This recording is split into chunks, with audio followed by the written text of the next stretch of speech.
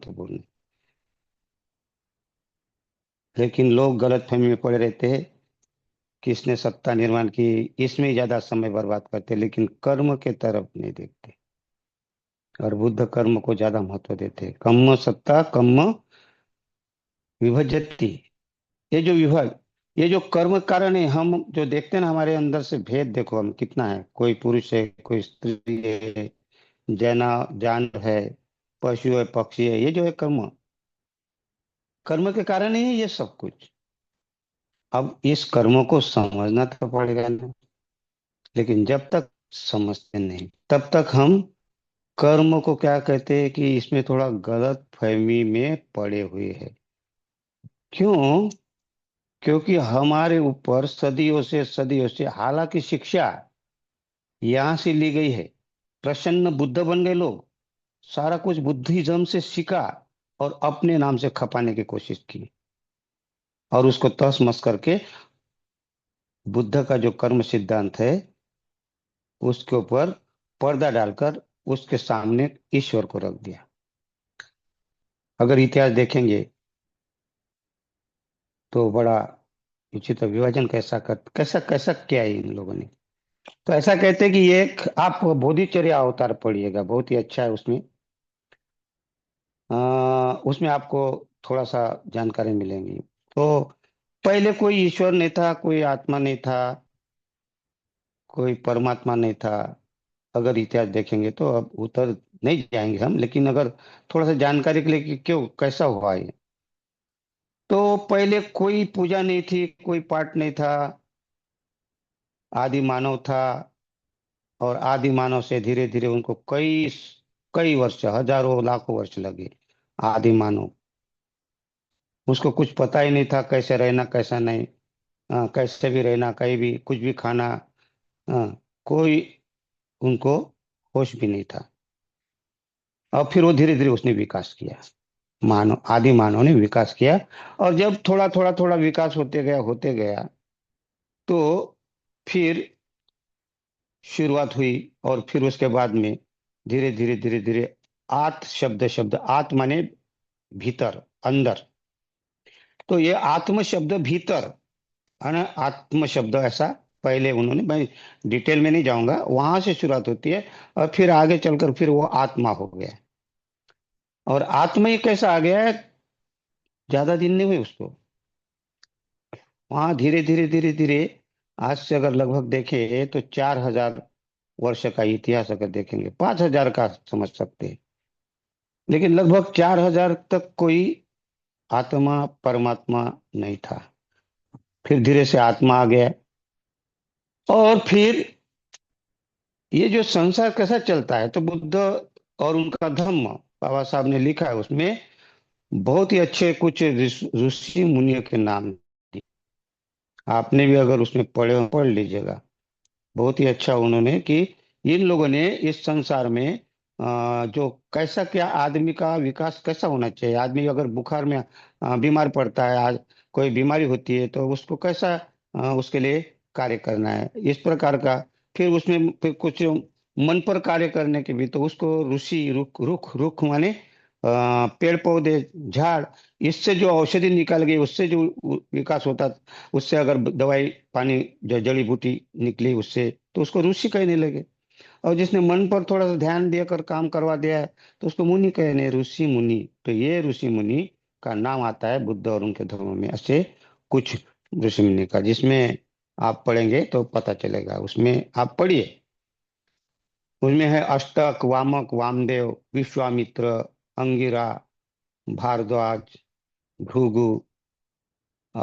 इस प्रकार के जो ऋषि मुनि का नाम है। इन लोगों ने क्या किया कि लोगों के लिए, भलाई के लिए उन्होंने कुछ खोज की, जड़ी बूटी की। तो उसको किसी ने मन पर कार्य करने की बात कही। तो इस प्रकार के ऋषि मुनि ने बहुत ही अच्छी सेवा की संसार की। फिर वो भूल जाएंगे।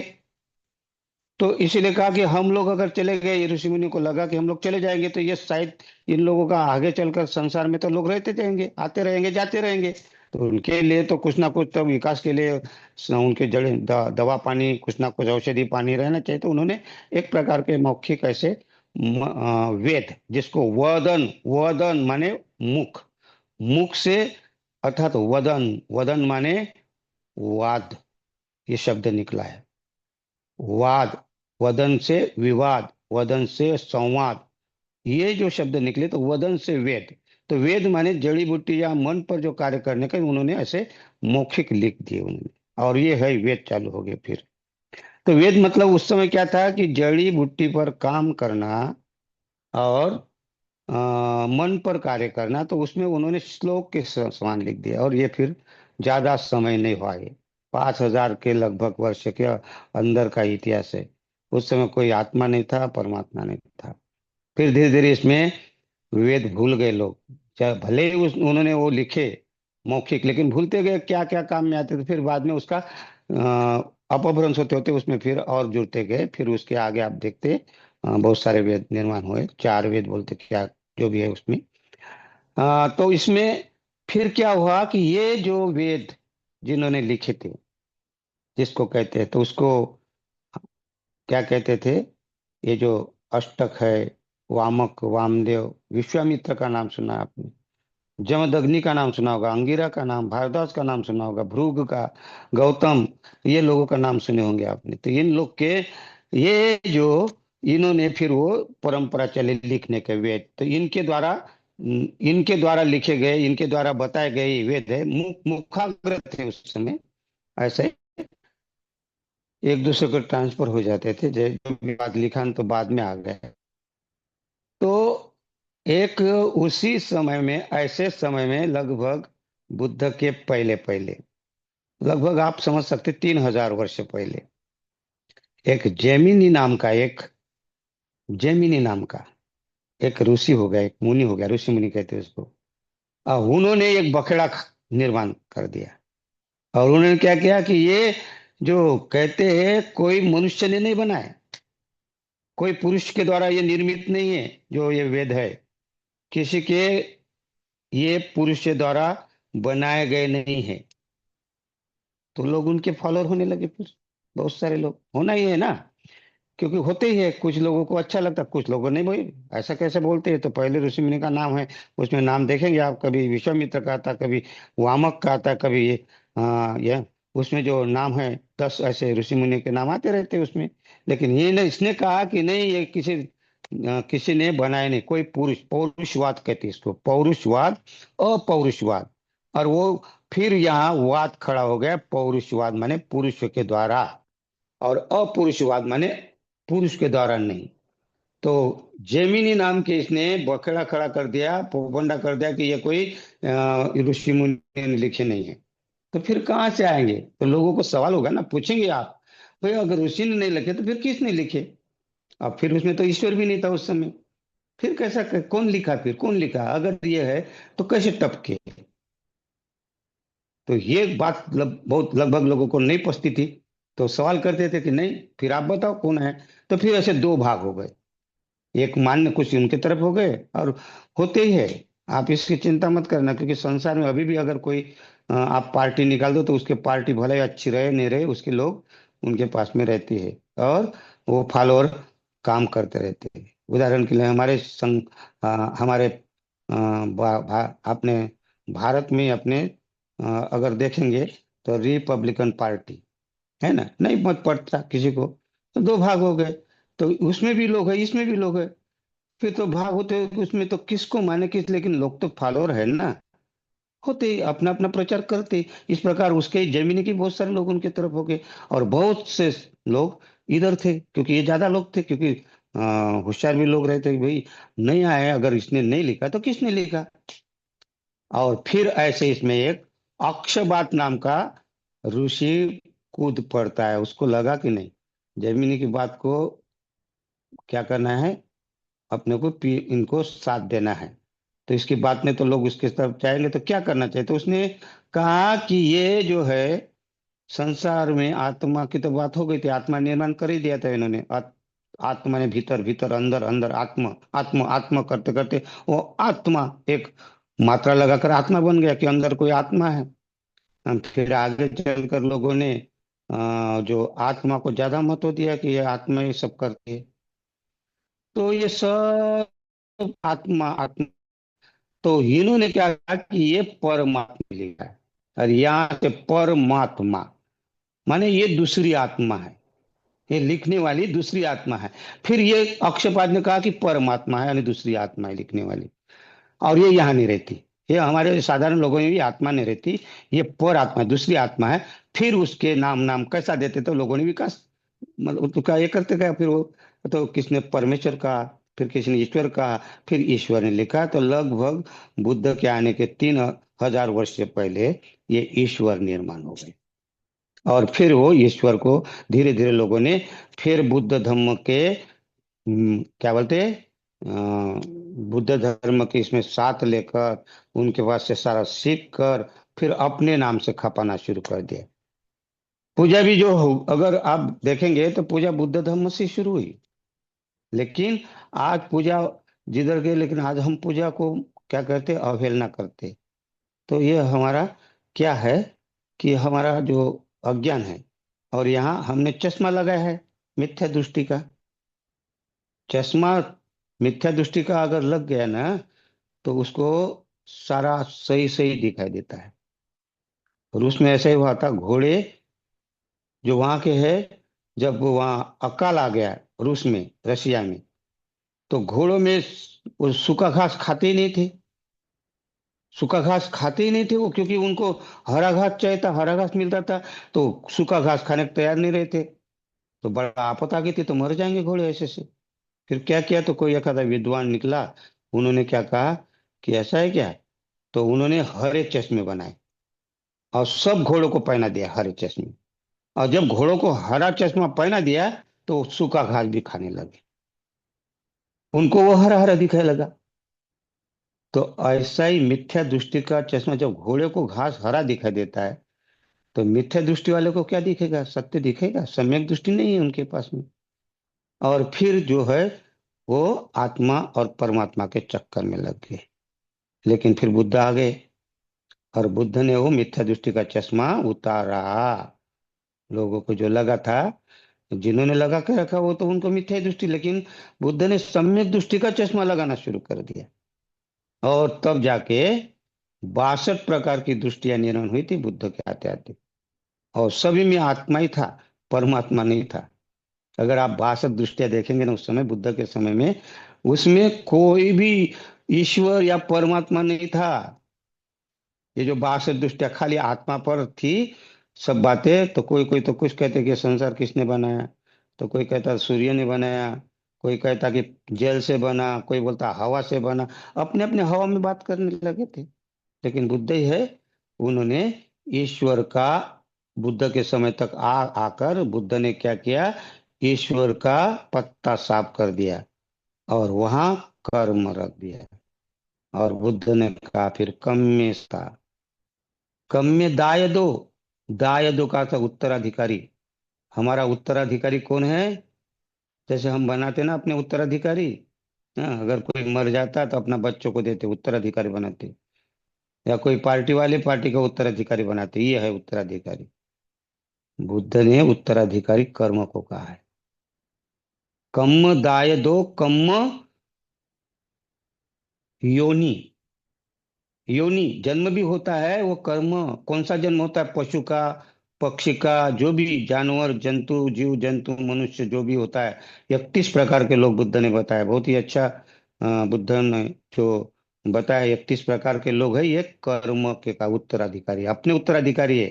अर्थात आपने जिस प्रकार का कर्म किया है, हमने, मैंने भी जो प्रकार का कर्म करूंगा, तो मैं उत्तराधिकारी, कर्म का उत्तर, तो उस प्रकार का मुझे भुगतान करना पड़ेगा।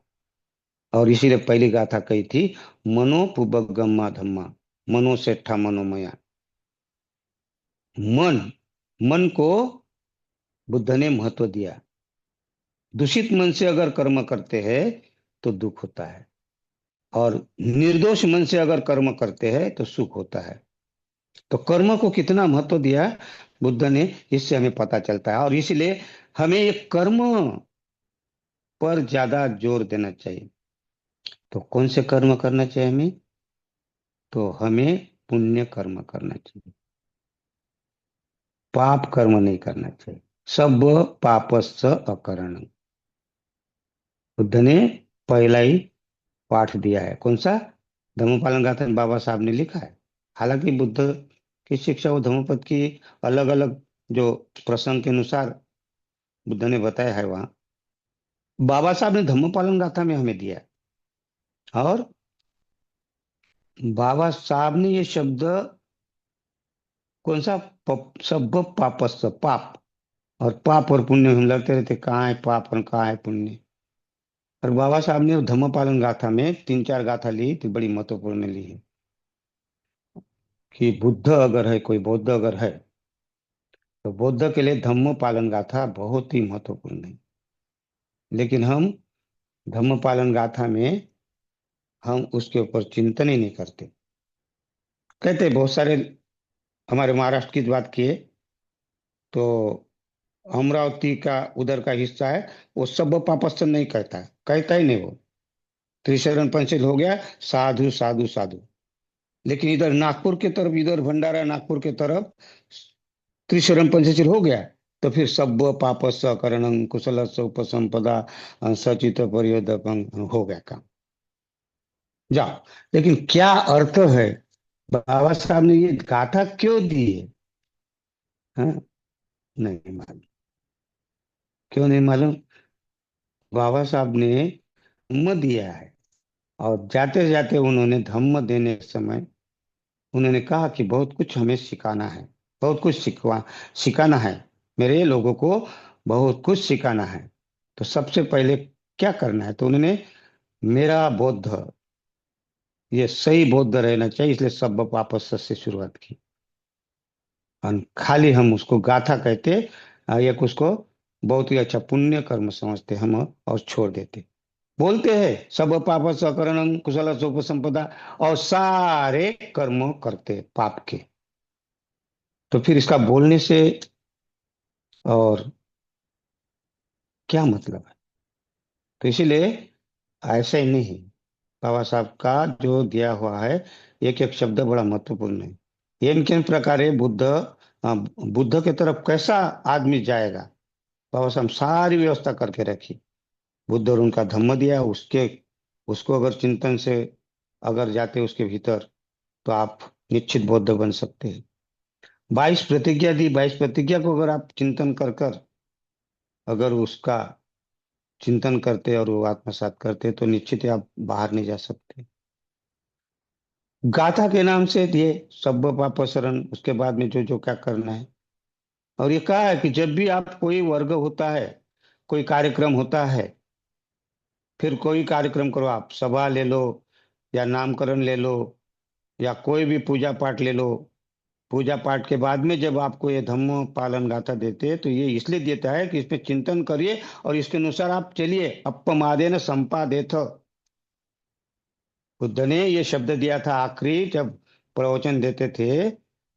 बुद्ध जब भी प्रवचन नहीं, बुद्ध जब भी उपदेश देते थे, जब भी संदेश देते थे, देशना देते थे, तो देशना के बाद में बुद्ध ये कहते थे, अपमादेन संपादेत। अर्थात अपमाद माने आलस रहित होकर, अपमाद माने जागृति पूर्वक, और संपादन करना, संपादित संपादन करना, ग्रहण करना। अगर हम कोई अपना खजाना, अपना पैसा हम घर में कमाते हैं, संपादन करते, हाँ उसका हमने उसकी जोपासना करते, अच्छे से रखते अपनी संपत्ति, अपना धन, ऐसे ही नहीं उड़ाते हम उसको अच्छे से संपादन करते, ताकि हमारे काम में आ सके। कोई बैंक बैलेंस करता है। तो बुद्ध कहते हैं कि ये जो मैं शिक्षा दिया हूँ, उपदेश दिया हूँ, ये अच्छी तरह से इसको संपादन करो और इसका उपयोग करो। जहां आपको बैंक बैलेंस है, तो आपको कोई काम आता है, पैसा निकालोगे और उसका उपयोग करोगे। इसी प्रकार ये संपादन करो जो शिक्षा है। और कैसा? जागृति पूर्वक और आलस रहित होकर। इसीलिए बुद्ध ने अपमादेन, अर्थात आलस रहित होकर, जागृति पूर्वक जो शिक्षा दी है उसका संपादन करो, ग्रहण करो, ताकि कभी भूलो मत। यही आपके काम में आएगा। बाबा साहब ने इसीलिए यही शब्द अपमादेन संपादित जो शब्द थे, बाबा साहब ने धम्म पालन गाथा के रूप में दिया हमें और कहा जब भी आप कहीं भी जाते हैं, कार्यक्रम होता है, घर लौट कर आते, तो ये धम्म पालन गाथा ये संपादन करो, ये साथ में रखो। बड़ी महत्वपूर्ण तीन चार गाथाएं थी उसमें। ये गाथा है नत्थी में शरणंगायन। अगर आप पढ़ते उसमें तो नत्थी में शरण के, आप ये मत भूलना कभी, संपादन करना है इसको, कि मेरा कोई अन्य शरण स्थान नहीं। कितनी बड़ी बात की, लेकिन हम भूल जाते हैं, और इसी कारण हम मिथ्या दृष्टि का चश्मा लगाया है, और वो उतारने के लिए हम तैयार नहीं होते, क्योंकि अच्छा दिखता उससे।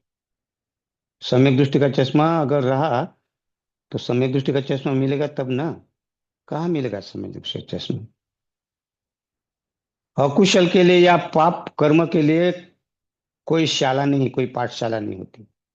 अच्छा ही सीखने के लिए पाठशाला होती है। ये तो अपने आप आता, घर से ही शुरुआत होती है। अकुशल घर से सीखते, फिर समाज में सीखते। क्या सीखते हम लोग? एक घर में हमारा नहीं बनता। एक घर में अगर आप देखेंगे कर्म, बहुत सारे लोग कहते हैं कर्म, बहुत सारा। एक किसी ने पूछा था बुद्ध को पूछा था कि भगवान, ये मैं देखता हूँ कोई छोटा है, कोई बड़ा है, कोई अमीर है, कोई गरीब है, हाँ, कोई बदमाश है, कोई चोर है, तो कोई अच्छा है। ये ऐसा क्यों फर्क है मनुष्य मनुष्य में? तो बुद्ध ने कहा था कि पेड़ पौधों का उदाहरण देकर, बीज का उदाहरण देकर, तो ये जैसा बीज बोगे वैसा निर्माण होगा। बुद्ध ने कहा था। तो ये हम जो है अमीर गरीब जो भी देखते हैं, इसको ये कहते हैं कि ये कर्म विभज्य, क्या कहते हैं? कम्मे सभ्य सत्ता, कम्मे विभजति, कम्मे सत्ता, कम्मे दायदो, कम्मे योनि, कम्म बंधु, कम्म पटिशरणो, यं कम्मं करिष्यामि, तस्स दायदो भविष्यामि। तस्स माने वैसे ही, जैसा हमने बोया वैसा हमको मिलेगा, वही होगा। भवि माने होना, भविष्य भविष्यामि अर्थात होना। जैसा जिस प्रकार का हमने कर्म किया उस प्रकार हमें उसका फल मिलेगा, नतीजा मिलेगा। तो हमें क्या करना चाहिए? तो यहाँ कहा है बुद्ध ने, यहाँ जो ट्रेनिंग देने के समय कहा है कि हमें ये गुण, ये कर्म, ये कैसा हमें बदलना है, और ये गुण कैसा हमें हासिल करना है। तो ये गुण हमें पुण्य कर्म करने से होता है। और पुण्य कर्म और पाप कर्म, तो एक घर में अगर देखते हैं 10 आदमी है, 10 आदमी से एक आधा पुण्य कर्म वाला निकलता है, और 10 लोगों में से बाकी 9 लोग पाप कर्म करते हैं। और फिर वो एक कर्म करने वाला और 9, लेकिन ऐसे घर में रहना पड़ता है। पति अगर पुण्यवान है तो पत्नी पुण्यवान नहीं होती, पापी होती है। और पत्नी अगर पुण्यवान है तो पति पापी होता है। ऐसा होता है। और हमने उदाहरण देखे, बहुत ही सुंदर एक कहानी है। ऐसा कहते हैं, शुभानुपस्सी वीरहंतम इंद्रियसु सुसंयुतम। क्या कहते हैं? हाँ, असंयुतम क्या कहते हैं? शुभानुपस्सी, शुभानुपस्सी अर्थात जो शुभ कर्म करने वाला। शुभानुपस्सी विरति इंद्रियसु असंयुतम, भोजनमिच्च मत्तयो, कुशितं हीन वीर्यो, तं आरोपसति वातो रुक्षं व दुर्बलम। यहाँ मार हावी होता है। मिथ्या दृष्टि का चश्मा लगा के रखा है हमने, और मिथ्या दृष्टि का चश्मा अगर लगा है तो कहता है कि मार, हमारे जो मार यहाँ आड़ आ जाता है।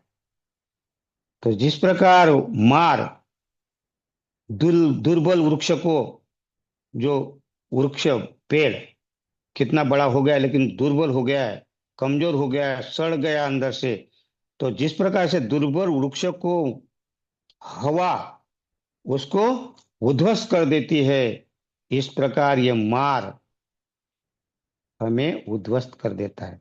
क्या है? शुभानुपस्सी विरंतम, अर्थात शुभानु जो अशुभ है उसको शुभ मानते हैं। क्या कहते हैं? शुभानुपस्सी जो अशुभ है उसको शुभ मानते हैं। शुभानुपस्सी भी अंतंग, विचरण करते यानी व्यवहार करते हैं।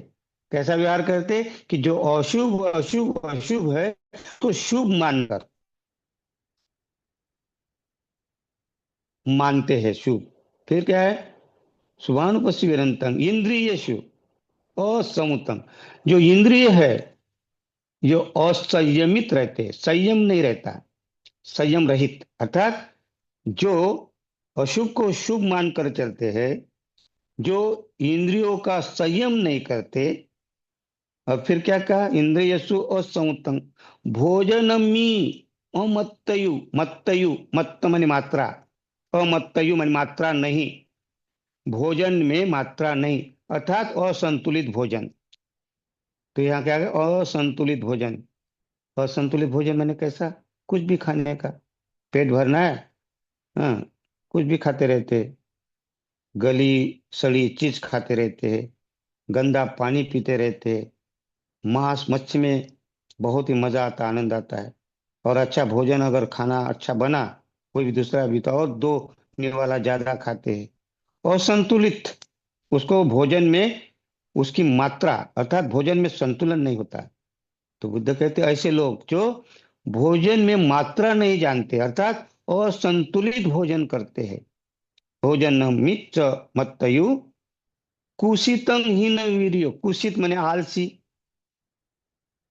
वीर्य, कुशित वीर्य, हीन वीर्य माने वीर्यवान नहीं, हीन, हीन माने नहीं, वीर्यवान यानी उत्साह नहीं है।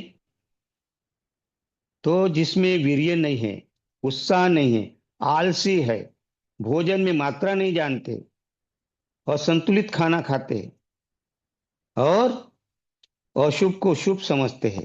ये शरीर जो है इसको शुभ समझते हैं, हालांकि अशुभ है, लेकिन इसको सुंदर समझते हैं, इसको सजाते हैं। तो क्या कहते हैं? इंद्रिय कुशितं ही निवीर्यं तं वे मारो वातो रुखं व दुर्बलं। तो ऐसे आदमी को मार ऐसा ही उद्ध्वस्त कर देता है जिस प्रकार दुर्बल वृक्ष को हवा उखाड़ कर फेंक देती है, इस प्रकार मार भी हमारा हमें दुख की तरफ लेकर जाता है, दुख में डालता है। कितनी अच्छी गाता है, बहुत ही सुंदर गाता है। एक एक अगर उसका विश्लेषण किया कि सुबह अनुपस्सी गिरंतंग इंद्रिय सु, ये धम्मपद की गाथा पहले ही वग्ग की आती है शायद, मुझे ऐसा लगता है पहला जो वग्ग है, हाँ उस वग्ग में ही आती है गाथा। तो यहाँ ये जो है, क्यों ऐसा होता है कि मार हावी होता है? और ये गाथा बुद्ध ने इस प्रकार कही थी कि वहां एक घर में, एक घर में तीन भाई थे और तीन भाई का जो व्यवहार जैसा स्वभाव एक समान नहीं था। यही बताना चाहते कि पुण्य कर्म, तो उसमें से जो दो भाई, तीन भाई थे, एक भाई का नाम था महाकाल और दूसरे भाई का नाम था मध्यम काल और तीसरे भाई का नाम था चूल काल। तो चूल माने छोटा, महाकाल माने बड़ा और मध्यम काल माने बीच का, मंझला मंझला। तीन भाइयों में, और तीनों भाई व्यापारी थे। तो एक मंझला व्यापारी था, तो वो अपना दुकानदारी संभालता था। और ये दो भाई महाकाल और चुलकाल, ये दो भाई सामान वगैरह बाहर का काम लाना गाना, जो भी करना है सामान वगैरह लाने का, ये काम करते थे दोनों, छोटा और बड़ा। और मंझला अपना दुकानदारी संभालता था ऐसा। लेकिन तीनों का स्वभाव अलग अलग, क्योंकि अब इसमें बड़ी मजे की बात है कि एक घर में तीनों का स्वभाव अलग। तो क्या हुआ कि कुछ दिन के बाद बुद्ध जा रहे थे तो लोगों की कतार सी लग गई थी। बुद्ध के दर्शन के लिए, कि बुद्ध आए। इति पिसो भगवा अरहं सम्मा संबुद्धो। कहते थे अरे भगवान आए हैं। कैसे भगवान?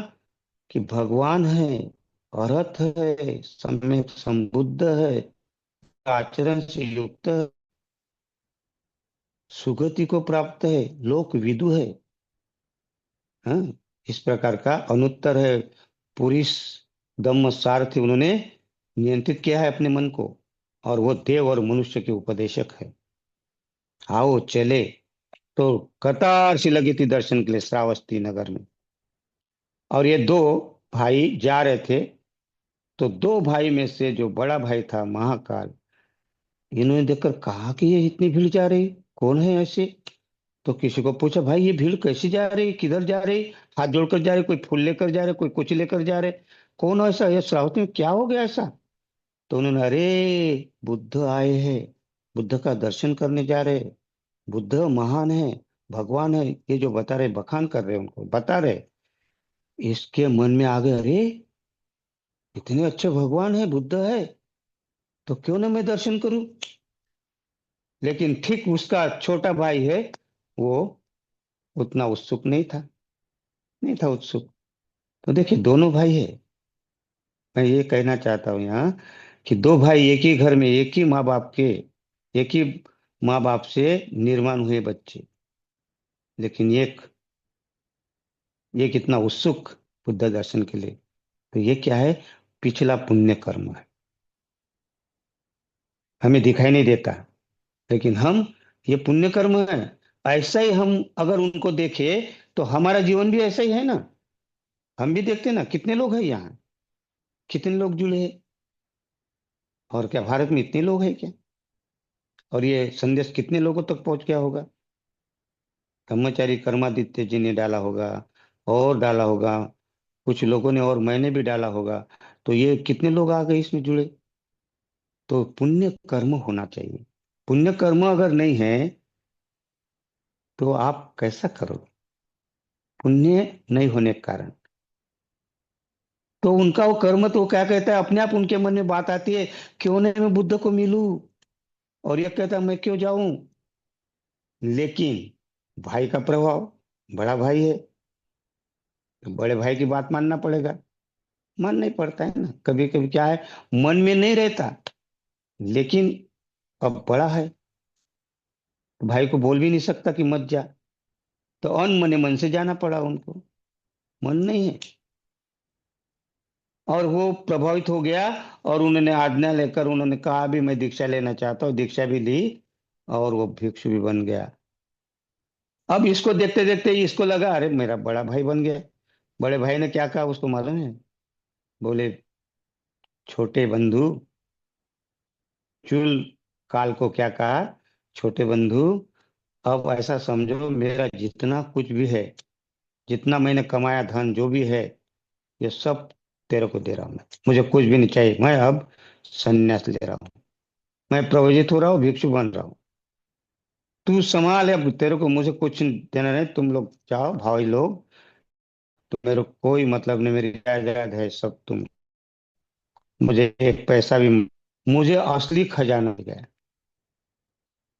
इसको लगा भाई, उसने तो बहुत अच्छा लगा कि इतना सारा संसार में अपना, अपना इतना सारा मिलेगा तो कितना बहुत बड़ा हो जाएगा, मैं ऐसा मन में सोचने लगा। लेकिन फिर उसको लगने लगा कि भाई ने इतना कुछ छोड़ गया, तो इतना ऐसे धन के पीछे नहीं पड़ा, तो मैं, मेरे को क्या लोग कहेंगे। हाँ, मैं अगर इसमें ये लेकर जाऊंगा तो क्या बोलेंगे, भाई का खा लिया। हाँ, और अपना सब भाई का सब धन दौलत ले लिया, और मैं भी इसके साथ में, अगर लोग क्या क्या सोचेंगे, क्या क्या बोलेंगे, परिवार के लोग, रिश्तेदार क्या बोलेंगे। और फिर उसको थोड़ा सा लगा कि मैं भी उनके साथ में भिक्षु बन जाता हूँ। तो बेमन से वो भी भिक्षु बन गया। लेकिन उसका मन नहीं था, बन गए। और फिर देखिए दोनों में ये कर्म कैसे काम करते, इसके कर्म और उसके कर्म में फर्क, बीच में फर्क होता है। हालांकि एक ही माँ बाप की संतान है, लेकिन दोनों की विचारधारा एक नहीं होती। क्यों? क्योंकि स्वभाव अलग होता है। नहीं तो हम देखते हैं एक ही घर में अगर कितने भी लोग रहे तो अलग अलग विचार, दो भाई अगर है तो दो भाई के विचार नहीं मिलते एक साथ, क्योंकि उनके जो पिछला कर्म है, पिछले पुण्य कर्म है, वो काम आते हैं। और ये बन गया भिक्षु ये भी, क्योंकि बेमन से बन गया। क्योंकि जब भाई बन गया तो मैं क्या करूं। लेकिन ये ऐसा ही बना, मन संसार में था इसका पूरा। घर की याद आती थी उनको, अरे तो मेरी दो दो पत्नी है, हाँ दो दो बीवी है मेरी, और मैं क्यों बन गया हूँ। और ये कहते महाकाल इतना हर्षित हो गया कि उसको लगा कि मुझे बुद्ध का दर्शन हुआ, कितनी बड़ी बात है। और उसने, बुद्ध ने जो उपदेश दिए उनका बड़े ध्यान से सुनकर वो औरत भी हो गया जल्दी से। हाँ, इतनी जल्दी उसने अपना विकास किया कि वो औरत बन गया। और ये सोतापन्न भी नहीं बना, क्योंकि वो नहीं था, खाली कपड़े चिवर भर थे उनके, बाकी अंदर से डावाडोल था। और फिर ये होता है आदमी के दोनों में। इसलिए बुद्ध ने फिर ये गाथा आगे चलकर इसलिए कही थी कि देखो दोनों भाई में कितना अंतर है। एक शुभ को समझता है, क्या अशुभ को शुभ समझता है। कौन समझता है? छोटा, छोटा भाई अशुभ जो है, ये संसार, ये शरीर जो है, ये अशुभ है। इसको ऊपर से कितना भी सजाओ, लेकिन ये अशुभ है, विकृत होने वाला है, अनित्यता है, ये वैसा ही रहने वाला नहीं है। इसमें हम सुंदरता ऊपर से करते हैं, लाली पाउडर लगाकर, बाल सफेद के काले करते हैं, झुर्रियां नहीं छुपा सकते ना फिर भी। हाँ, कमर अगर झुक जाएगी तो क्या करोगे। ये विकृत होने वाला है, लेकिन इसको हम अभी, कल का नहीं सोचते, अभी हम इसको अशुभ समझते। परिजिन्न मिद्धं रोग निधं भंगुरम। क्या कहते हैं? परिजिन्न मिद्धं रूपं, ये जो रूप है ना आज दिखाई दे रहा है, जीर्ण होने वाला, परिजिन्न मिद्धं रूपं। इसमें जीर्णता, विकृतता, विकृति छुपी हुई है। वो आज नहीं दिखी तो क्या हो गया, लेकिन कल वो दिखने वाली है। लेकिन आज हम देखते कि मैं कितना अच्छा हूँ, सुंदर हूँ, कितना रूपवान हूँ। और यही शुभानुपस्सी विहरंती, विहार करते, विचरण करते संसार में। जो ये जो है, हम देखते ही नहीं कि हमारा कल क्या होने वाला है। और फिर हम भोजन में मात्रा नहीं जानते। फिर हम कुशित आलसी रहते, आलस रहित रह, आलस आलसी रहते हैं, उत्साह नहीं रहता, वीर्यवान नहीं रहते, और इंद्रियों का संयम नहीं रखते। इस प्रकार इस शरीर में हम किस प्रकार देखते हैं। और ये क्योंकि मिथ्या दृष्टि का चश्मा लगाया है। और ये जो भिक्षु है, दोनों तो बन गए, तो एक बार ऐसा ही हुआ इनको, उनके वहां जाने का मौका मिला जिस गांव में ये लोग रहते थे।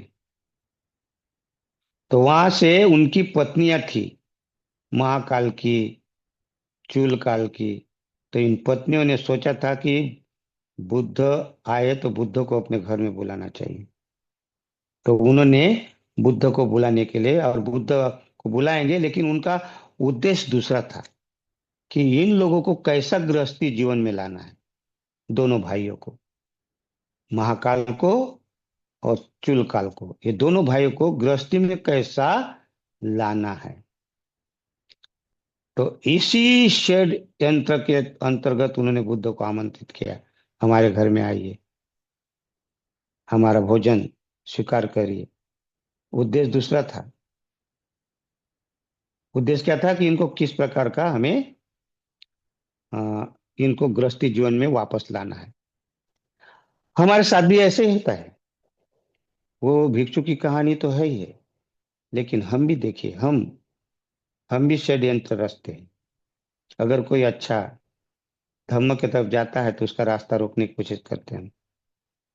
हम भी बहुत सारे अटकलें निर्माण करते हैं। कभी कभी जो अच्छा रास्ता पकड़ता है, कहते आओ तुमको हम अध्यक्ष बना देंगे, अध्यक्ष बना देंगे, और आपको अध्यक्ष भी मिलेगा, पद मिलेगा, कुर्सी मिलेगी, पैसा भी मिलेगा। अच्छा वातावरण से हम लोगों को बाहर कर दें। समाज में भी नहीं। इसलिए समाज में मिथ्या दृष्टि का चश्मा लगा है। तो कोशिश करता है कि इसको भी कैसा ये मिथ्या दृष्टि का चश्मा पहनाना चाहिए। तो उसी में हम लगे रहते हैं। क्यों? क्योंकि हमें समझ भी नहीं आता।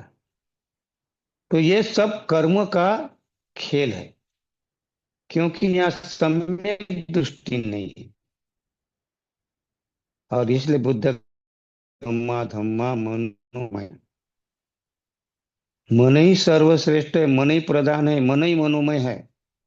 तो जो कोई दूषित मन से कृति करता है, बोलता है, तो दुख उसका पीछा करता है। और दूसरी भी गाथा कही है कि जो कोई निर्दोष मन से, प्रसन्ने न माने निर्दोष मन, प्रसन्ने न भासति वा करोति वा, निर्दोष मन से जो कोई कृति करता है, बोलता है, तो सुख उनका पीछा करता है, शाया परछाई की तरह।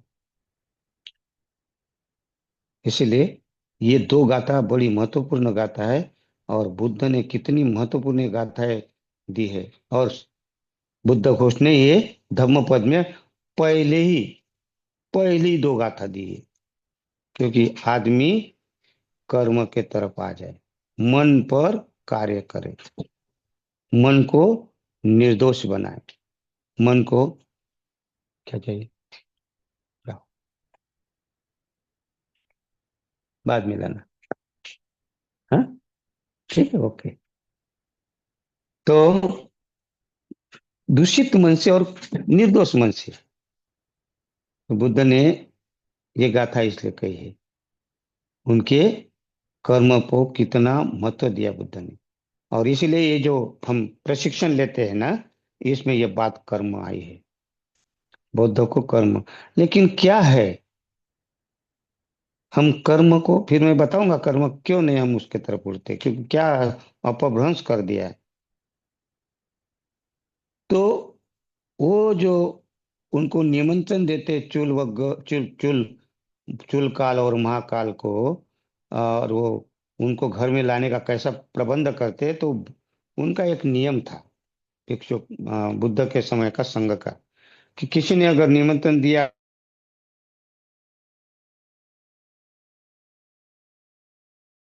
कोई जगह में, तो पहले वहां जाकर उनकी व्यवस्था देख कैसा आसन रखना है। तो यहाँ का कोई भिक्षु को भेजकर वहां की व्यवस्था पूरी करने के लिए करते थे। और ये उनका एक संघ को कोई परेशानी ना हो। तो किसी के घर में निमंत्रण मतलब नया आदमी है, तो उनको ऐसा उनको एक व्यवस्था के रूप में भेजा जाता था। तो फिर इसमें चुल काल इसी को भेजा गया। और ये भी बहुत देखिए कैसा उसी को भेजा गया। और जब वो अकेला गया वहां व्यवस्था करने के लिए, तो वहाँ व्यवस्था करने की उनकी जो पत्नियां थी, दो पत्नियां, तो उन्होंने बोले अरे ये अकेला आ गया तो अपने लिए तो अच्छा अच्छा क्या बोलते, समय मिला है अपने को, इनको तो अभी बर्बाद कर सकते हैं। तो उन्होंने उल्टा सीधा आसन बिछाना शुरू कर दिया वहां।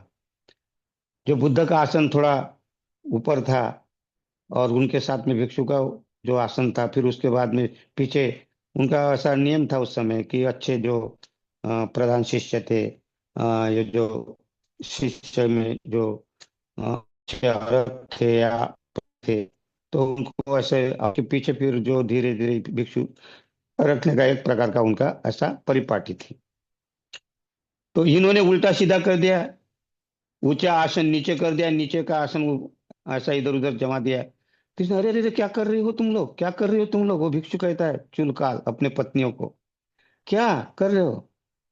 तो पत्नियां कहते क्या कर रहे, तुम कौन हो, तुम्हें पता है क्या तुम कौन हो, तुमको किसने दीक्षा दी, तुमको क्या पता क्या करते हैं, तुम्हें क्या पता है इसमें क्या करना है। अब उनके एक ही बहाना था उनको बोलने का, और वो शुरू हो गई। और बोले तुम कौन भिक्षु बने, तुमको कैसे बने, तुम क्या। और उसका मन तो पहले भिक्षु बनने का नहीं था, भिक्षु तो बन गया अनमने। और फिर वो अपना कुछ उनके ऊपर हाई होकर उनके धीरे धीरे बात करते करते करते करते इतना आकर्षित कर दिया कि उनका जीवन उतार दिया और अपने कपड़े उनको पहने। देखिए आदमी, हाँ, कौन ज्यादा भारी पड़ा? पत्नियां। भिक्षु बन गए, भिक्षु था। हालांकि उसका भिक्षु जो था वो भिक्षु नहीं था, अंदर से भिक्षु नहीं था, वो खाली चीवर से भिक्षु था। वो तो देखे देखी भाई बन गया। भाई का कैसा करेंगे तो मेरा नाम बदनाम होगा, कैसा करेंगे तो वो मन, लेकिन रोज उसको याद आती होगी पत्नियों की, घर की, खान पान की, सब कुछ, इधर उधर की, सब कितना मजे में थे, कितना अच्छा आराम था।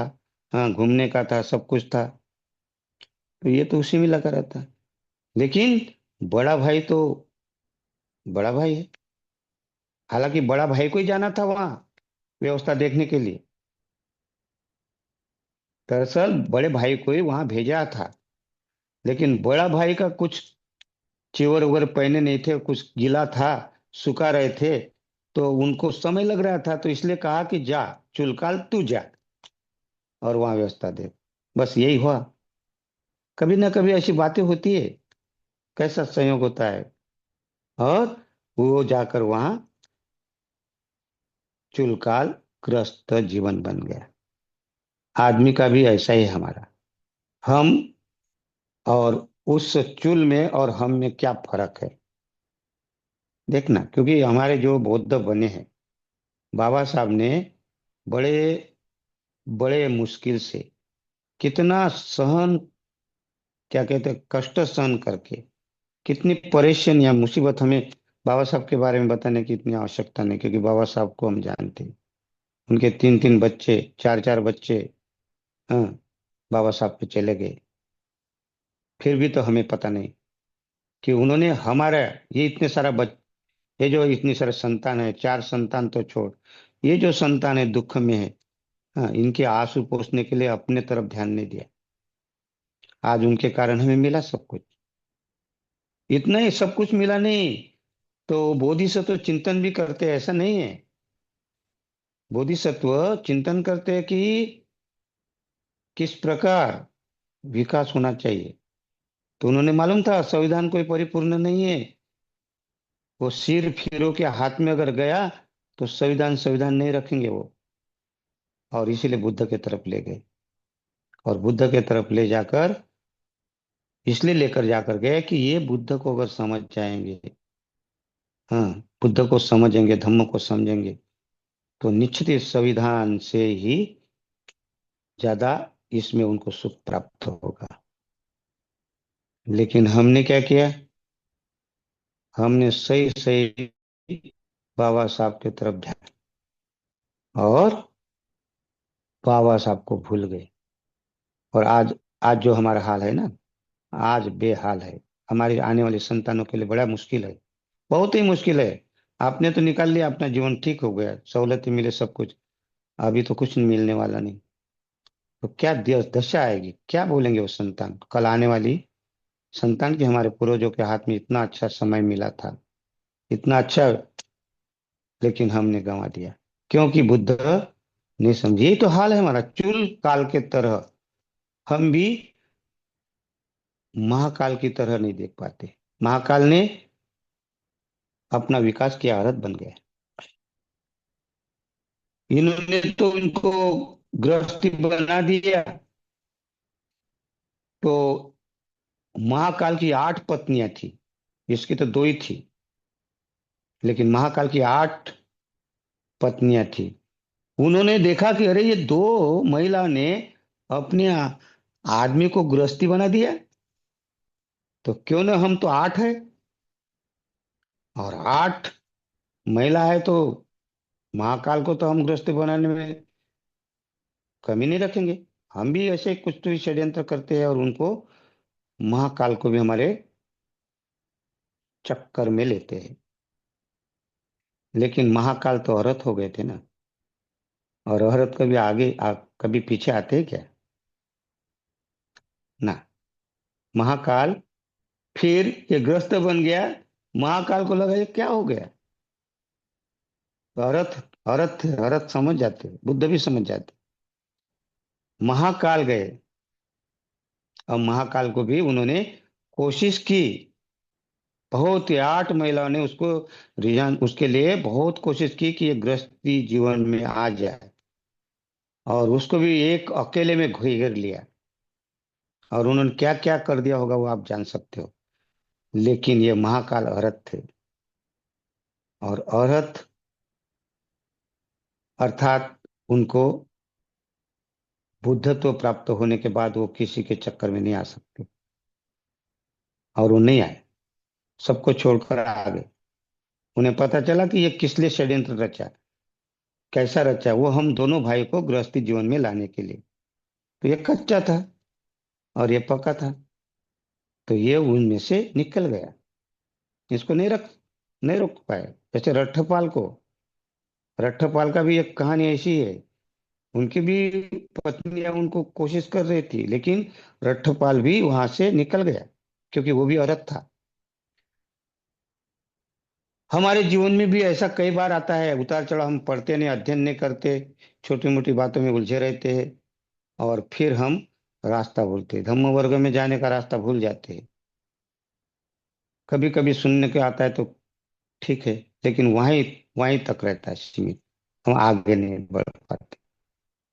तो महाकाल और चूहा, ये जो एक घर के दो मनुष्य, लेकिन दोनों के बीज अलग है। पालन पोषण माँ बाप ने उसका भी किया, चुलकाल का भी जितना अच्छा गर्भ में था उनका देखभाल की होगी, महाकाल भी उतनी देखभाल की होगी। कोई कमी माँ बाप ने नहीं रखी होंगी, खान पान से लेकर सब, दोनों को। लेकिन फिर भी दोनों के कर्म अलग है, इसलिए कहा कम्म बंधु, कम्म योनि। योनि माने जन्म, क्योंकि बीज के कारण, कर्म के कारण, कर्म अगर अच्छे रहते तो दोनों भाई अच्छे रहते। लेकिन कर्म अगर, कोई कोई भेद नहीं रहता, क्योंकि माँ बाप को सभी समान होते, सभी की परवरिश बराबर करते। इसके बावजूद भी एक गुंडा निकल सकता है और एक साधु निकल सकता है। क्यों? क्योंकि उनके कर्म, पिछले कर्म कार्य करते। और इसलिए बुद्ध ने कहा कम्म योनि, कम्म बंधु, कम्म पटिसरणो, यं कम्मं करिष्यामि। अगर आपने अच्छे कर्म किए, अगर आपने कर्म अच्छे किए या कर्म किए, तो जिस प्रकार से कर्म किए, करिष्यामि, जो कर्म आप किए, तो वैसा ही आप बनोगे भविष्यामि। दाय दो, क्या कहते हैं, तस्स दाय दो भविष्यामि, वही तुम्हारा उत्तराधिकारी होगा। कौन? कर्म। तो हम अच्छे कर्म, पुण्य कर्म अगर करते हैं, तो निश्चित ही हम, ये पुण्य कर्म टिफिन के समान हमारे काम में आते हैं। दूसरी गाथा फिर कहते हैं ना, अशुभानुपस्सी विरंती इंद्रियसु सुसंयुतम भोजनमी अर्धावीर्यं, है ना। बुद्ध क्या कहते हैं? भोजनमी म्हणजे भोजन में मात्रा जानने वाले। अब यह कुशित नहीं, आलसी नहीं, वीर्यवान। तो यहाँ भी क्या, तंग मारो न पसती, तंग मारो न पसती, वा तो सेलो व पबतन। जिस प्रकार कितना भी आंधी तूफान आए, तो भी उस पहाड़ी को, उस पर्वत को डिगमिगा नहीं सकते, विचलित नहीं कर सकते।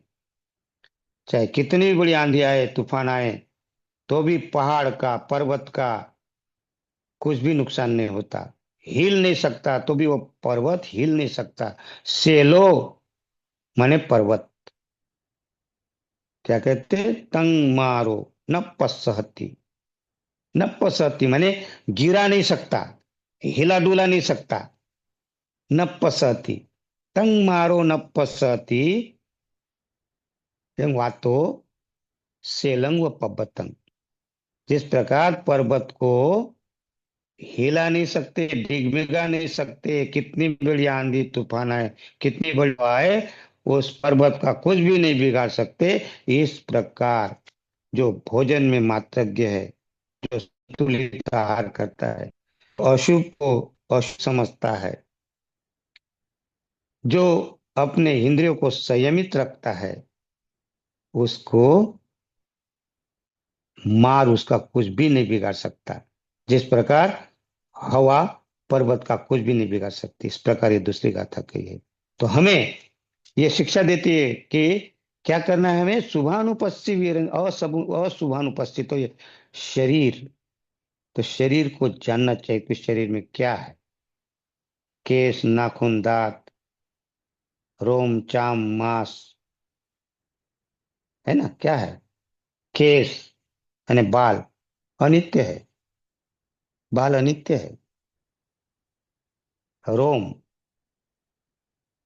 चाम, मांस, दांत, क्या कहते हैं, केश, नाखून, दांत, रोम, चाम, मांस, स्नायु, हड्डी, हड्डी की मज्जा, प्लीहा, क्लोमक, यकृत, फुफ्फुस, वक्क, छोटी आंतड़ी, बड़ी आंतड़ी, हृदय, ये जो है ये सब विकृत होने वाले हैं, ये सब सड़ गलने वाले हैं, नष्ट होने वाले हैं, अशुभ है ये। पहले ही हम इसको सजाते संवारते हैं, ऊपर से भले ही कितने बार अपन बाल को सजाए, बाल को काला कर दे, लेकिन कभी कभी सामने जब मूछ आते हैं ना, तो एक आध दिन नहीं किए तो सफेद सफेद दिखाई देता है। नहीं छुपा सकते ना, छुपा नहीं सकते। तो ये विकृत शरीर है, तो जो अशुभ है, तो इसका क्या उपयोग करना चाहिए, अशुभ। तो इसलिए अशुभ को अशुभ ही समझना है। और इसके ऊपर भी कुछ है, तो है चित्त, वो है मन। चित्त को हमें पकड़ना पड़ेगा और चित्त पर कार्य करना पड़ेगा, नहीं तो फिर हम जिस दुख को हमेशा झेलते आए, तो इसको पकड़ना है। तो एक ऐसा ही चित्त ने पूछा, चित्त नाम का एक उपासक ही था, उसका नाम ही चित्त था। ऐसे भिक्षु बात कर रहे थे, बात करते करते भिक्षु कहने लगे कि ये दुख का कारण इंद्रिय है। फिर कोई भिक्षु कह रहा कि इंद्रिय नहीं है, दुख का कारण विषय वस्तु है। और ऐसे में ही वो चित्त नाम का उपासक वहां था, उपासक है ये, और ये भिक्षु है। भिक्षु आपस में चर्चा करे, और ये चित्त उपासक ये श्रोतापन्न था, ये उपासक चित्त नाम का श्रोतापन्न। चित्त को ही जो मैं बता रहा हूँ ना, ये जो बातें चित्त को ही बताई गई है ये बातें। हाँ, ये श्रद्धा, चित्त ने पूछा था बुद्ध को कि एक उपासक की परिभाषा क्या है, तो बुद्ध ने उसी को बताया था, ये श्रद्धा, शील, है ना, श्रवण, धम्म श्रवण, दान और प्रज्ञा, ये जो पांच ट्रेनिंग के, उसको बताया। ये चित्त ही तो ऐसा ही भिक्षु की बात चर्चा चल रही थी, ये चित्त वहां जाकर इनकी चर्चा चल रही, तो क्या बात चल रही है। तो भिक्षु कहने लगे कि हम कह रहे हैं कि ये जो दुख है ये इंद्रियों के कारण, और कुछ भिक्षु कह रहे हैं कि ये दुख विषय वस्तु नहीं रहती तो दुख नहीं होता। आपका क्या विचार है। भिक्षु कहते हैं आपका क्या विचार है, चित्त। तो चित्त कहता है कि आसक्ति दुख का कारण है, तृष्णा, तृष्णा दुख का कारण। देखिए, इतना पहुंचे पहुंचे उपासक उस समय थे, आज हमारे पास में ऐसे उपासक की कमी है, क्योंकि हम उपासक सही मायने से ट्रेनिंग नहीं है। तो उन्होंने कहा आसक्ति है, आसक्ति जो कभी नहीं जा सकती, इसलिए दुख है। तृष्णा, जिसको कहते कतमंच भिक्खवे दुखं यं अरियं सच्चं, क्या कारण है, लेकिन कारण हम जानते नहीं, क्योंकि हमारे ऊपर मिथ्या दृष्टि का चश्मा लगा है। और फिर हमें इधर खींचने वाले लोग बहुत सारे हैं ना। रास्ते में जाने के लिए अगर आप अच्छा कार्य करने के जा रहे, सम्यक दृष्टि कहाँ निर्माण होती, धम्म वर्ग में, धम्म शिविरों में, धम्म चर्चा में, कल्याण मित्र, जहां से आप संपर्क सराव में रहते, वहीं सम्यक दृष्टि निर्माण होगी, किताबें पढ़ने से। लेकिन किताब पढ़ने से उसको अर्थ समझ में आना चाहिए, तो वो अर्थ के लिए कल्याण मित्र के पास जाना पड़ेगा। लेकिन धम्म वर्ग से आपको वहां से गायब कर देते लोग, उठा लेते, अरे कहाँ है धम्म वर्ग में, चल इधर तो बहुत सारा मजा है। हाँ, तो इधर उठा कर ले जाते, ऐसे लोग अपने है। और अपने लोग नहीं, अपने ऊपर दूसरे लोग भी काम कर रहे हैं, हम नहीं समझ सकते। हमें उनको देखना पड़ेगा, उन लोग को, कि ये कौन काम करता है, हमारे पीछे कौन काम करता है। तो एक जाते जाते आपको एक छोटी सी कहानी बताता हूँ। लोमड़ी का नाम सुना होगा आप। लोमड़ी बड़ी खतरनाक होती है, बड़ा चर्चा है लोमड़ी का, गधे का, अगर आपने नाम सुने होंगे, गधा, लोमड़ी, ये बड़े महत्वपूर्ण। और उसमें लोमड़ी का नाम मालूम, तो लोमड़ी हमेशा अपना कैसा भला होता है उसके तरफ ही देखती है। और उसने एक दिन ऐसा सोचा, शेर को जाते देखा, और बोले अरे ये शेर जा रहा। तो उसने एक युक्ति की और शेर के पास गया। मैं शॉर्टकट में बताना चाहता हूँ। तो वो जो लोमड़ी गई कि बोले, आप महाराज हो जंगल के और आप शिकार खोजने जाते हो, आपको क्या जरूरत है, आप तो महाराज है, और आपको तो जगह में शिकार आ जाएगा आपके यहाँ, आपको कहीं जाने की जरूरत नहीं है। तो शेर कहते कौन ला कर देगा, बोलते मैं ला कर दूंगा। ऐसा, हाँ महाराज आपको शोभा नहीं देता, आप इधर उधर घूमते हो। हाँ, क्या जरूरत है आपको, आपको तो यहाँ शिकार पकड़ने की जरूरत नहीं, मैं ला कर देते जाऊंगा आपको शिकार। ऐसा क्या। तो लोमड़ी काम में लग गई और उसको शिकार लाती थी, और वो फिर वो भी खाता था और वो फिर इसको देता था। बोले मेरे को भी मिलेगा उसमें खाना, मतलब देखो, इसको शिकार की जरूरत नहीं, ये शिकार ला कर देगा, वो मारेगा और वो भी खाएगा, मैं भी खाऊंगा। ये है लोमड़ी। हमारे समाज में, हमारे भारत में, समाज में नहीं, अपने भारत में भी ऐसे लोमड़ी के समान लोग हैं। अब कौन है वो आपको जानना है, कौन शिकार करता है, लोमड़ी कौन है, और गधे कौन है, आपको जानना है। ये खाली कहानी है। तो क्या हुआ, एक दिन शिकार मिला नहीं। तो लोमड़ी को लगा, अरे आज शिकार नहीं लगा तो शेर भूखा रहेगा, क्या किया जाए। शिकार ही नहीं आया, लोग चालाक होने लगे थे, थोड़ा समझ रहे थे इसके लोमड़ी की चाल, कभी कभी समझ जाते थे, शिकार मिलना मुश्किल होता था। लगा ऐसा क्यों हो। तो जाते जाते गांव के किनारे उसको एक गधा दिखा। अरे गधा है, आज गधे को ही लेके जाते और शेर के सामने खड़ा करते। तो गया गधे के पास, बोलते अरे मैं कब से तुमको खोज रहा था। गधा बोलते क्यों। अरे महाराज जो है ना शेर, वो अब बुढ़ा हो गया है, तो वो अपना उत्तराधिकारी खोज रहा है, किसको राजा बनाए जंगल का। तो मैं तुमको खोज रहा था, तुमको तुम ही उपयुक्त हो, चलो राजा को मिला देता हूँ, शेर के पास चलो और वो तुमको राजा बना देगा। बोलते तू उल्लू बना रहा क्या मुझे, गधा हूं तो गधा ही बना रहा, गधा नहीं मैं हूँ। अरे बाबा तेरे को चांस आ गया है, लोग तो बहुत सारे तैयार है राजा होने के लिए, मैं तुम्हें चुना हूं, तुम बहुत अच्छे हो, तुम्हारी आवाज अच्छी है। हाँ, लोग भाग जाएंगे प्राणी सब। ऐसा क्या, तो तुम राजा बनो, कितना मजा आएगा, कितना कुर्सी मिलेगी, सब कुछ मिलेगा। तो गधा शुरू हो जाता है, गया जैसा राजा ने, लेकिन उसको थोड़ा सा ऐसा लगा कि ये तो उल्लू तो नहीं बना रहा मुझे, बेवकूफ तो नहीं बना रहा, ये मूर्ख बना रहा होगा, मेरे को सावधान रहना पड़ेगा। गधा मन में सोच रहा। लेकिन लालच, आसक्ति, आदमी की आसक्ति देखे कितनी खतरनाक होती है। और वो उस आसक्ति के कारण कि मुझे पद मिलेगा, और इसलिए वो राजा के पास जा रहा। जैसे ही उनके पास में गया, तो मारी शेर ने झड़प, और जैसी झड़प मारी तो ये तो होशियार था, ये भाग गया। लेकिन उसके झड़प में उसके दोनों कान आ गए, दोनों कान उनके पंजे में आ गए, शेर में कट गए दोनों कान। लेकिन गधा भाग गया। गधा भागते जा रहा, उसके पीछे लोमड़ी भाग रही। और गांव के किनारे आकर दम लेकर देखता तो लोमड़ी पीछे। अरे तू तो मुझे मारने के लिए ले, तू मुझे मूर्ख बनाई थी, आज तो मेरा सफा हो जाता। अरे लोमड़ी बेटे तू गधा है, गधा का गधा ही रहेगा, तुम्हें कुछ समझ नहीं।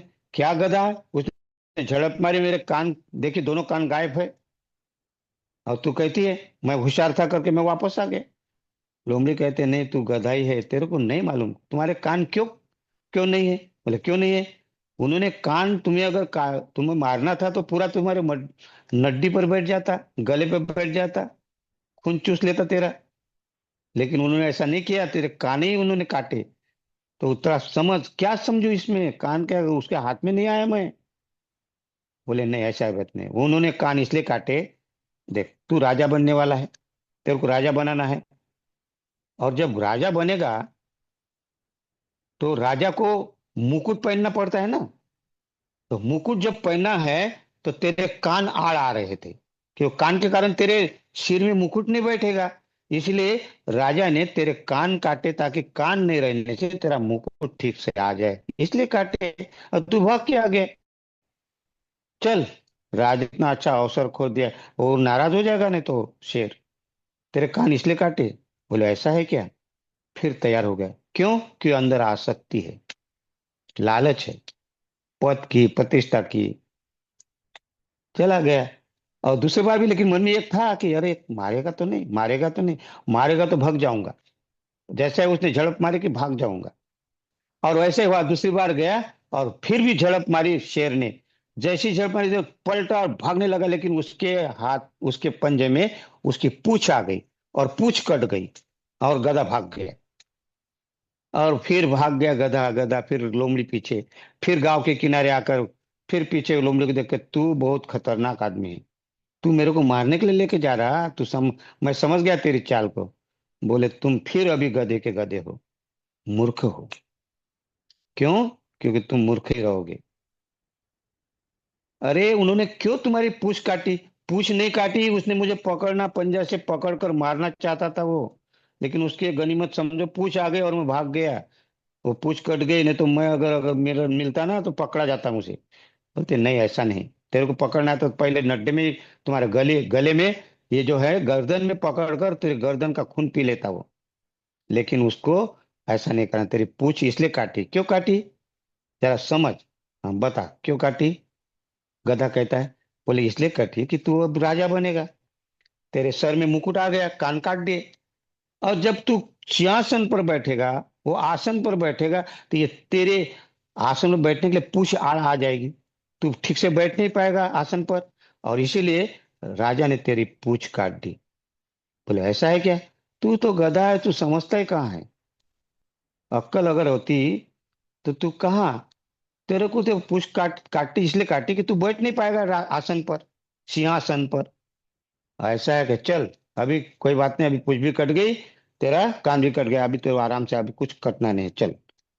हो गया तीसरी भी कारण। चला। क्यों? क्योंकि लालच, आसक्ति, आदमी की आसक्ति देखिए। और ऊपर से गधा। तीसरी बार गया, बहुत ही सावधान था, ये भी सावधान था, सचेत था गधा भी। लेकिन गधे से भी शेर भी ज्यादा सचेत था। इस समय तो पता ही नहीं चला शेर का है कि नहीं। और जैसे ही आया कि उसने ऐसी झड़प मारी कि उसके गर्दन पे बैठ गया। और उसके गर्दन बैठकर उसके नड्डे से खून, उसके गले से खून पीना शुरू कर दिया, मार डाला उसको। तीसरी बार मार डाला। और कहते कि ये ले, जितना तेरे को खाना है खा ले इसको। और उसका जो दिमाग है, वो दिमाग मेरे को ला कर दे देना, मैं खाऊंगा। शेर बोलता है तू इसको जो खाना खा ले, उसका दिमाग मुझे दे देना, दिमाग मैं खाऊंगा इसका। इसका मेंदू जो है मैं खाऊंगा। को लोमड़ी को लगा, अरे ये क्या कह रहा है, मैं इतना मेहनत कर रहा हूं और ये मेंदू खाएगा? हाँ, नहीं। और इसने मेंदू खा लिया, इसने दिमाग खा लिया, किसका? वो गधे का। और जाकर दे दिया उनको। शेर ने कहा अरे, इसका मेंदू, इसका दिमाग कहाँ है? तेरे को बोला था ना मुझे देना। शेर गुस्सा हो गया। बोले महाराज, गुस्सा मत होइए, आपने कहा दिमाग। बोले महाराज, मैं इसको पहली बार ले गया, आपने मारा, उसको कान काटे तो भाग गए, दूसरी बार उसको पटा के लाया, फिर दूसरी बार लाया। सही में इसको दिमाग होता तो वो मेरे साथ में आता क्या महाराज? इसमें दिमाग ही नहीं है। शेर बोलते ऐसा है क्या? हाँ, तू सही कह रहा। कहने का मतलब हम कहाँ है, गधे की तरह हम भी कहाँ फंसे हुए, और लोमड़ी हमारा फायदा उठा रही। ये लोमड़ी कौन है, शेर कौन है, और गधा कौन है? तो गधा हम है, मिथ्या दृष्टि का चश्मा लगाने वाले लोग, आसक्ति में पड़े हैं। पूजा पाठ में हमें तंग करके कहीं कावड़ लेकर जाएंगे, कभी कुछ लेके जाएंगे, हाँ कुछ, लेकिन हम समर्थन करते हैं। हम समर्थन करते हैं। हमें नत्थी में शरणंगयम में नहीं है, क्योंकि हम उपासक नहीं है। कब उपासक बनेंगे? लोमड़ी की तरह हमारी, लोमड़ी हमें शिकार करता है, अपने धर्म में लाने की कोशिश करता है। हमारे सारे सोर्स बंद कर दे। हमारा सादा सा हमारा बुद्ध विहार हमें मिल नहीं रहा, महाविहार। हाँ, कितना साजिश के तहत हो रहा है, लेकिन फिर भी हम बुद्ध बुद्ध ऊपर से करते हैं।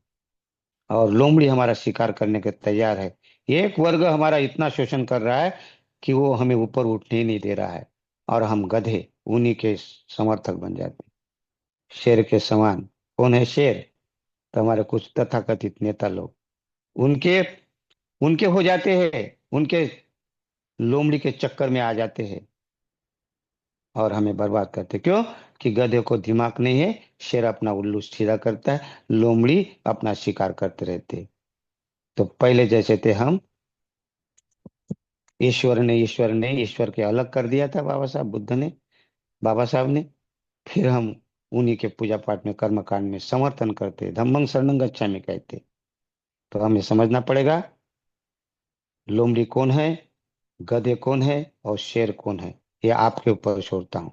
तो हमें आज भी सावध अगर नहीं हुए, तो कल हमारा क्या होगा, हमारे संतान, आने वाले संतान का क्या होगा, इसको अगर नहीं देखे, अगर इसके ऊपर ध्यान देते हैं, तो सही उपासक बनना पड़ेगा। और तभी आप नत्थि में शरण नंग अयम कह सकोगे। नत्थि में शरणं अयम बहुत महत्वपूर्ण है, बाबा साहब का दिया हुआ धम्म पालन गाथा का मंत्र है। वाय, हम कर्म के ऊपर ध्यान दें, कर्म ही हमें बचा सकते हैं। मैंने आपके सामने बताने की कोशिश की, आपने सुना, आपके अंतर्मन को प्रणाम करता हूँ, और अच्छे उपासक बनने की शुभेच्छा देता हूँ। सबको मैत्रीपूर्ण जय भीम। धन्यवाद। आगे निशा जी।